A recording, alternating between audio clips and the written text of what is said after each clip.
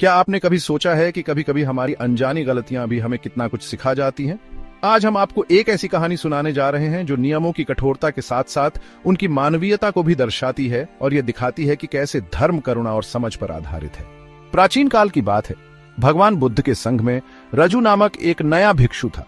उसने अभी अभी संघ में प्रवेश लिया था और विनय, भिक्षु आचरण के नियम से पूरी तरह परिचित नहीं था, पर सीखने का प्रयास कर रहा था। एक दिन विहार से लौटते समय रजू ने जंगल के किनारे एक फेंका हुआ कपड़ा पंसुकूल देखा। उसे पता था कि भिक्षुओं को त्यागे हुए कपड़ों को उठाकर सिलकर उपयोग करने की अनुमति होती है, इसलिए उसने वह कपड़ा उठा लिया। बाद में उसे पता चला कि वह कपड़ा किसी ग्रामीण ने अस्थायी रूप से पेड़ की डाल पर सूखने के लिए रखा था और गलती से वह नीचे गिर गया था। रजू को लगा था कि वह वस्त्र त्यागा हुआ है, जबकि वास्तव में ऐसा नहीं था। उसे भय हुआ कि कहीं उसने अनजाने में चोरी का अपराध तो नहीं कर लिया। वह घबराया हुआ भगवान बुद्ध के पास पहुंचा और अपनी भूल बताई।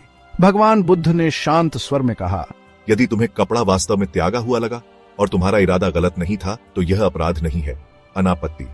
तुम नए हो और तुम्हें अभी नियमों की संपूर्ण जानकारी नहीं है, इसलिए इस भूल को जानबूझकर किया गया अपराध नहीं कहा जा सकता। बुद्ध ने आगे समझाया कि विनय में कई ऐसे प्रावधान हैं जहां भिक्षु की अवस्था, मनोदशा या वस्तु की वास्तविक स्थिति के आधार पर अपराध तय होता है। यदि कोई भिक्षु उन्मत्त, भ्रमित या नए नियमों से अनजान हो तो उसे कठोर दंड नहीं दिया जाता। हालांकि इससे यह अर्थ न निकाला जाए कि नियमों को जानबूझकर तोड़ने की छूट है। विनय का उद्देश्य भिक्षुओं को उत्तरोत्तर नैतिक और आध्यात्मिक रूप से परिपक्व बनाना है। रज्जू ने सांस में राहत ली और भगवान बुद्ध को प्रणाम कर कपड़ा उसी ग्रामीण को लौटा दिया। उस दिन से उसने नियमों को और गहराई से समझने का निश्चय किया, ताकि भविष्य में इस तरह की भूल न दोहराए।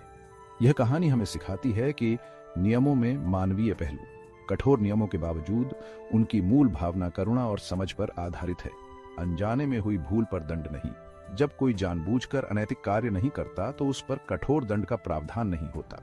सीखने की प्रक्रिया नए साधकों या जिनकी मनोदशा स्थिर नहीं है, यदि गलती कर बैठें तो उन्हें पहले शिक्षित किया जाना चाहिए। आत्म परीक्षण, किसी भी वस्तु को लेने से पहले उसके स्वामित्व और उद्देश्यों के बारे में पूरी तरह सुनिश्चित होना जरूरी है। सत्यनिष्ठा और ईमानदारी, नियमों का पालन करते हुए भी हमें इन गुणों का पालन करना चाहिए, ताकि समाज में सम्मान और विश्वास बना रहे।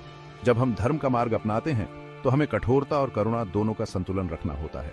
यही संतुलित दृष्टिकोण धर्म की वास्तविक शिक्षा को दर्शाता है, नैतिकता के साथ करुणा और समझ का समावेश।